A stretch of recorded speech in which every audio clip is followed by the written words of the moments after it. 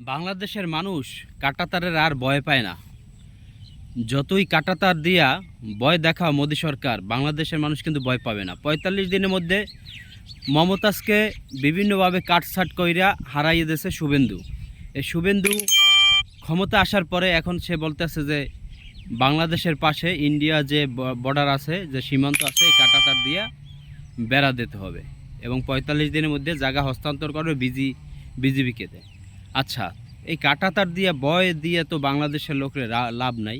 বাংলাদেশ শুভেন্দু এই ক্ষমতায় যাওয়ার পরে যে পরিমাণ মুসলমানদের উপরে অত্যাচার করছে, প্রতিটা মুসলমানের বাড়ি ঘর ভাঙচুর করছে, একটা মুসলমানও বাড়িতে ঘুমাইতে পারতেছে না, তাদেরকে মারধর করছে, মহিলাদের নিয়ে নির্যাতন করতেছে ওপেনে, বাচ্চাদের মেরে ফেলতেছে এবং প্রতিটা ঘর জ্বালাই পুড়িয়ে দিচ্ছে।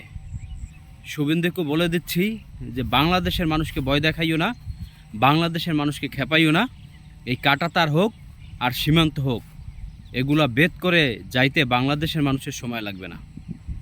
হ্যাঁ, কাঁটাতারের ভয় দেখাইও না, কাঁটাতার দিয়া বেড়া দিয়া কোনো লাভ নাই। এখনও বলি মোদী সরকারকে যে বিনয় হওয়ার জন্য মুসলমানদের জন্য। এদেশেও কিন্তু অনেক হিন্দু ভাই বোনের আছে, তাদেরকে সেফ এক্সিট দিয়ে রাখা হচ্ছে।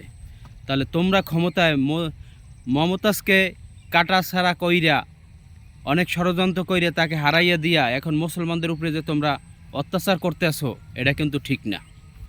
এটা কিন্তু আমরা মানি না এবং মানব না। অতএব কাঁটাতারের দিয়া আমাদেরকে আটকাই রাখতে পারবা না এবং মুসলমানদেরকে নির্যাতন করে তোমরা কিন্তু রেহাই পাবা না। কেউ কিন্তু রেহাই পায়ও না আর ভবিষ্যতে পাবেও না।